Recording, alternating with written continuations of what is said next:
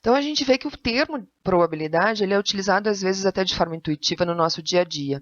Porque sempre que a gente quer dar alguma ideia onde tem a presença de incerteza na nossa vida, a gente usa o termo probabilidade. Vamos ver alguns exemplos.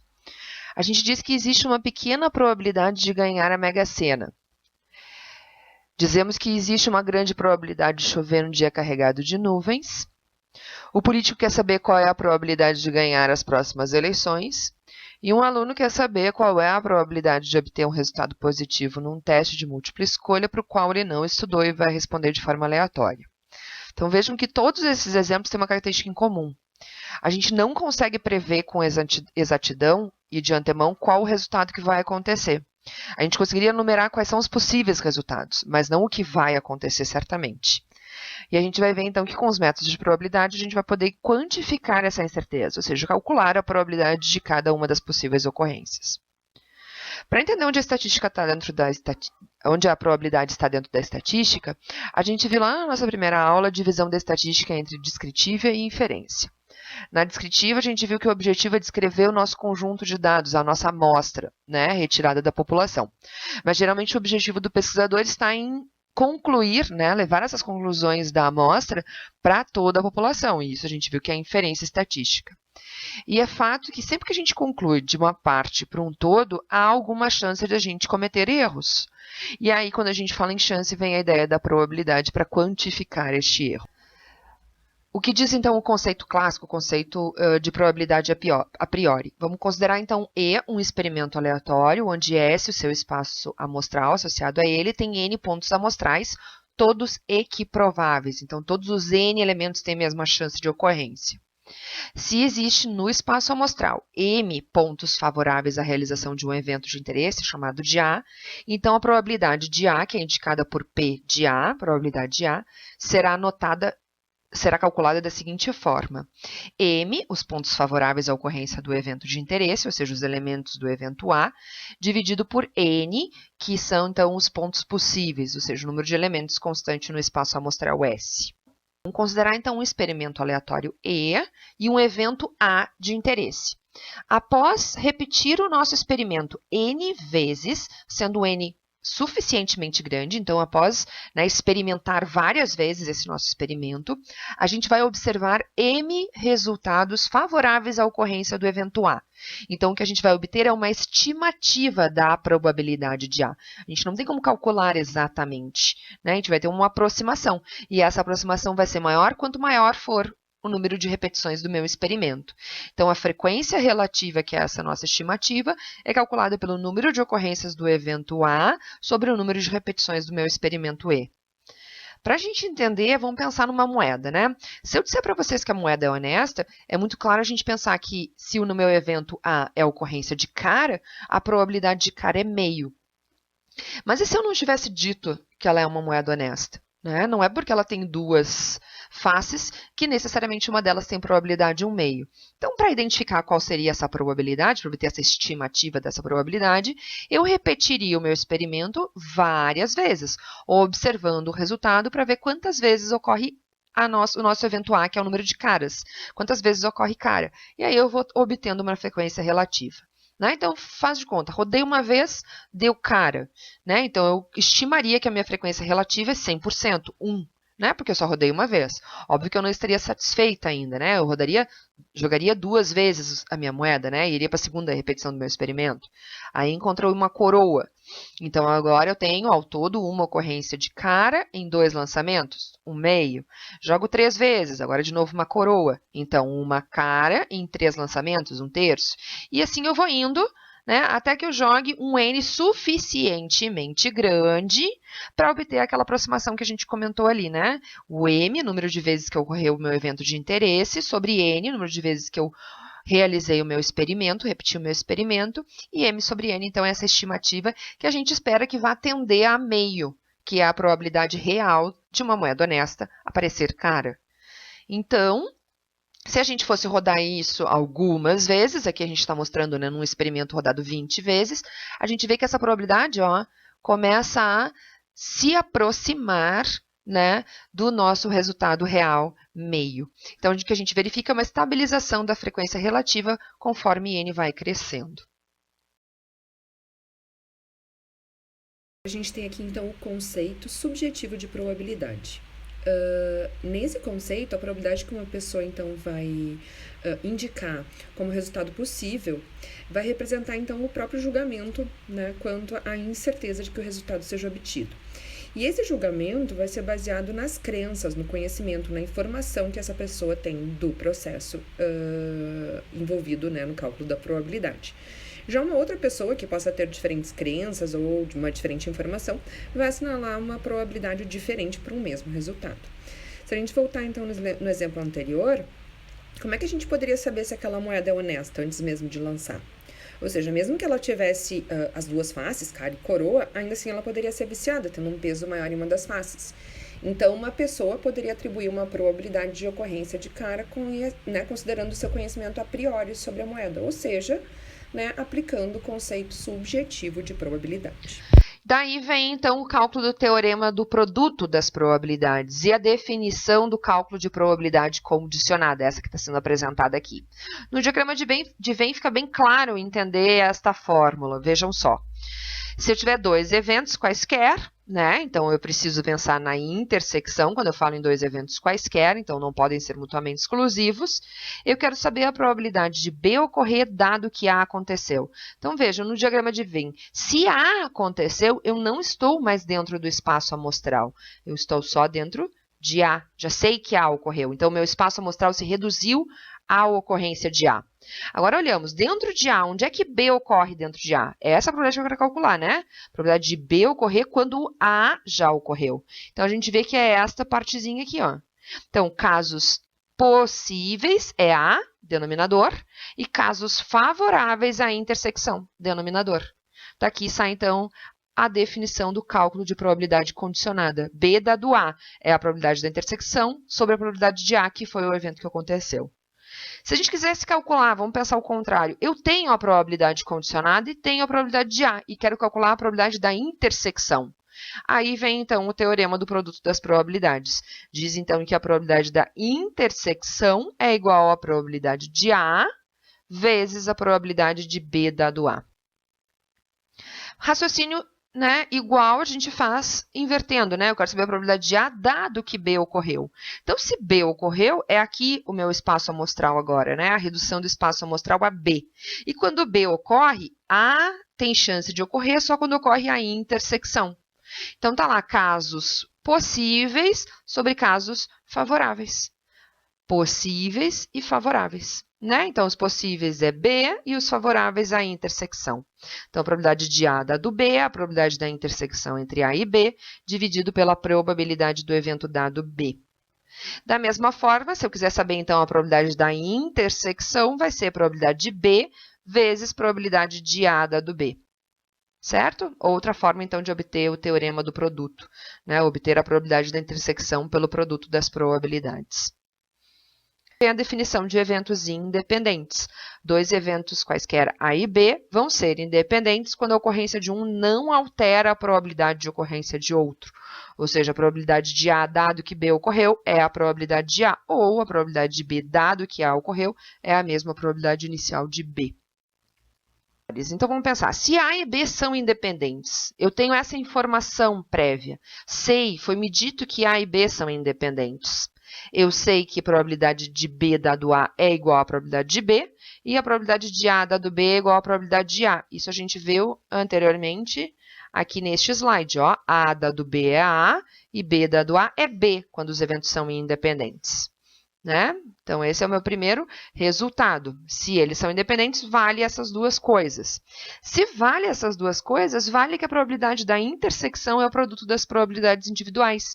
E isso a gente viu no slide anterior. Ó. A probabilidade da intersecção era P de A vezes P de B dado A. Mas se A e B são independentes, B dado A é só a probabilidade de B. Portanto, a probabilidade da intersecção vai ser o produto das probabilidades individuais, como está dito aqui. E aí percebam que essa flechinha está olhando para os dois lados. Ou seja, se eu pegar um problema e conseguir provar que a intersecção, a probabilidade da intersecção entre dois eventos é igual ao produto das probabilidades individuais ou probabilidades marginais que se falam, eu vou estar provando que A e B são independentes. Né? Então, vale os dois sentidos da prova. Vamos agora a um outro teorema bastante importante, os dois vistos em sequência, que são o teorema da probabilidade total e depois o teorema de Bayes, que usa o teorema da probabilidade total. Então, primeiro o teorema da probabilidade total, vamos considerar um espaço amostral S, que vai ter N partições. Por exemplo, aqui 3 partições, tá? Partição 1, 2 e 3. O que é uma partição? Na partição, eu não tenho intersecções entre essas partes. Ó, não tenho intersecção entre 2 e 3, entre 1 e 2, nem entre 1 e 3. E se eu unir esses 3 eventos, essas 3 partições, eu chego no espaço amostral. Certo? Entendido, então, a definição de partição. Então, consideramos que o nosso o nosso espaço amostral está particionado, e neste espaço amostral, nessas partições, está definido o meu evento A de interesse. Vamos a um exemplo prático para entender, então, esse caso. Imagine o seguinte, temos uma fábrica de parafusos. Essa fábrica tem 3 máquinas que produzem parafusos. Todos os parafusos da fábrica saem dessas 3 máquinas, nas seguintes proporções. A máquina 1 faz 25% dos parafusos, a máquina 2, 35% e a máquina 3, 40%. Essas máquinas produzem produtos defeituosos, de cada uma delas respectivamente. Então, do total produzido pela máquina 1, 5% é defeituoso. Do total produzido pela máquina 2, 4% é defeituoso. E do total produzido pela máquina 3, 2% é defeituoso. Então, se eu fizesse um desenho, é mais ou menos isso. Ó. O espaço amostral S é toda a produção da fábrica, B1 é a produção da máquina 1, os 25%, B2 da máquina 2, os 35%, e B3, a máquina 3, 40%, fechando o nosso 100% espaço amostral. E está aqui o A, que é a nossa produção de defeituosos. Se eu perguntar qual vou escolher aleatoriamente um parafuso desta fábrica, ou seja, de dentro do espaço amostral. Qual é a probabilidade de que esse parafuso seja defeituoso? Ou seja, qual a probabilidade de A ocorrer? Qual a probabilidade de que seja defeituoso? Vejam, não é nem 5%, nem 4%, nem 2%, porque eu não disse que este parafuso é de uma das máquinas necessariamente, certo? Pode ser de qualquer uma das máquinas. Então, fica muito claro a gente pensar que esta probabilidade de A deve ser algum valor médio, uma média entre 5, 4 e 2. Mas não é uma média simples, porque essas 3 máquinas não produzem quantidades iguais. Então, nada mais é que uma média ponderada dessas produções de defeituosos pelas produções de cada uma das máquinas. Né? Intuitivamente, a gente chegaria neste valor. E este é o teorema da probabilidade total. Então, nós só vamos chegar nele de forma intuitiva. Então, pensando lá, né? O nosso parafuso retirado pode ser defeituoso e da máquina 1, ou ser defeituoso e da máquina 2, ou ser defeituoso e da máquina 3. Vejam que eu falei ou, e isso é uma união. Então, o evento A, ser defeituoso, é qualquer uma dessas 3 opções que fecharia a nossa bolinha laranja, que é o evento defeituoso. E daí eu posso calcular a probabilidade de A. Então, a probabilidade de A nada mais é que a probabilidade desta união. Como a gente viu que esses 3 eventos eram mutuamente exclusivos, lembram? Era uma partição, ó, né? Eu não tenho intersecção, eu posso trocar isso para soma, né? Lá o terceiro axioma da terceira definição de probabilidade, soma das probabilidades individuais.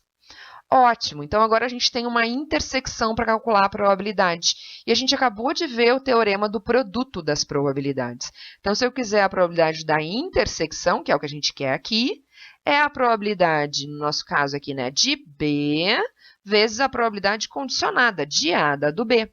Então, em cada um dos nossos problemas, né, em cada uma das nossas partições, eu tenho a probabilidade de ser defeituoso E da máquina 1 pode ser obtido pelo produto das probabilidades. Probabilidade de ser da máquina 1, a gente sabe, né, qual é a produção da máquina 1, que era 25%, vezes a probabilidade de ser defeituoso, dado que é da máquina 1, que a gente também sabe que a máquina 1 produzia 5% de defeituosos. Então, ser defeituoso, dado que é da máquina 1, 5%. E a gente já tem esse primeiro resultado. Análogo, a mesma coisa, então, para a máquina 2 e a mesma coisa para a máquina 3. Vejam que era exatamente aquele raciocínio que a gente tinha visto antes. Então, a probabilidade de A, eu vou trocar cada uma dessas intersecções por esses valorzinhos aqui, né? Esses produtinhos aqui em vermelho, ó. Né? Somando cada um dessas 3 partições. Então, voltando ao nosso exemplo, eu tenho essas 3 probabilidades que eu tinha falado para vocês, né? Eu falei 25% da máquina 1, 35 dá 2, 40 dá 3. Depois eu tinha falado que 5%, né? 0,05 era a probabilidade de ser defeituoso se fosse fabricado, sabendo que era fabricado, dado que era fabricado pela máquina 1. 4, defeituoso se for fabricado pela máquina 2. E 2, se for a chance, né, de ser defeituoso, dado que é da máquina 3. E aí agora é só substituir esses nossos valores na nossa fórmula, né? E aí a gente chega aqui, P de A é 0,0345. 3,45% da produção de parafusos da fábrica é defeituosa. E aí a gente chega no teorema da probabilidade total, mostrando aqui, né, para tantos quantas forem as N partições do nosso espaço amostral.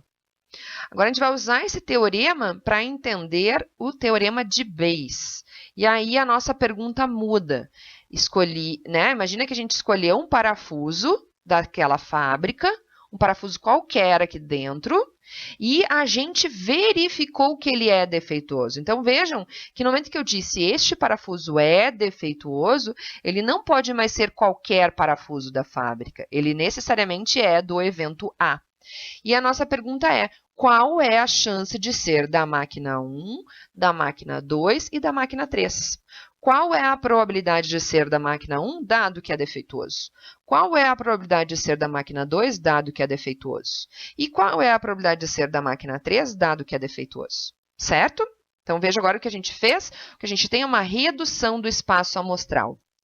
Então, o que a gente quer nada mais é que uma probabilidade condicionada. Qual é a probabilidade de ser da máquina 1, dado que é um parafuso defeituoso? E a gente viu que esse cálculo é obtido pela intersecção B1 e A, dividido pela probabilidade do evento dado, que é A. E este evento aqui de baixo a gente já calculou. Esse aqui é exatamente aquele cálculo que a gente teve lá pelo teorema da probabilidade total, aquele 0,345 que a gente acabou de calcular. E esse aqui de cima é uma partezinha, né? Uma daquelas 3 partezinhas que a gente calculou, que era o produto das probabilidades. Né? Então, a intersecção é a probabilidade de ser da máquina 1, o 0,25, vezes a probabilidade de ser defeituoso, dado que é da máquina 1, que era aquele 0,05. E a parte de baixo, né, aquele somatório, que é o teorema da probabilidade total, que era o 0,0345, que a gente já tinha calculado. E este é o teorema de Bayes. Então, o teorema de Bayes nada mais é do que uma probabilidade condicionada, onde o denominador é o teorema da probabilidade total. Então, a gente pode voltar ao nosso exemplo e calcular cada uma das 3 probabilidades de interesse. Então, os nossos valores dados pelo problema, a gente vai lá, a probabilidade de ser da máquina 1 dado que é defeituoso, né, é probabilidade de ser da máquina 1 0,25, de ser defeituoso dado que é da máquina 1 0,05, embaixo a probabilidade de ser defeituoso 0,0345 que a gente já tinha calculado, me dá 0,3623. O mesmo raciocínio para a máquina 2 e para a máquina 3, né, botando os valores respectivos da máquina 2 e 3 e de defeituosos dado que é da máquina 2 e 3. Então, vejam que se eu somar essas 3 probabilidades aqui, a gente chega exatamente o 100%. Porque se o meu parafuso é defeituoso, ele necessariamente tem que ter saído de uma das 3 máquinas. Dá 1 com probabilidade aproximadamente 36, dá 2 com probabilidade aproximadamente 41 e dá 3 com probabilidade aproximadamente 23%. Agora, vocês têm um exercício que fala a respeito de diagnóstico de diabetes, né? A utilização de um teste para diagnosticar de forma correta se as pessoas têm ou não têm diabetes. E aí eu gostaria que vocês dessem uma olhadinha, são dois itens que são solicitados, aqui está a resposta de cada um deles, e na sequência a solução. E aí eu mostro para vocês, assim, ó, fazer esse diagrama de árvore ajuda bastante no cálculo da probabilidade com o teorema, tanto o teorema da probabilidade total quanto o teorema de Bayes, certo? Ou usem, então, a aplicação do teorema ou façam esse diagramazinho de árvore aqui que pode ajudar bastante vocês. Se tiverem dúvidas, coloquem lá no Moodle.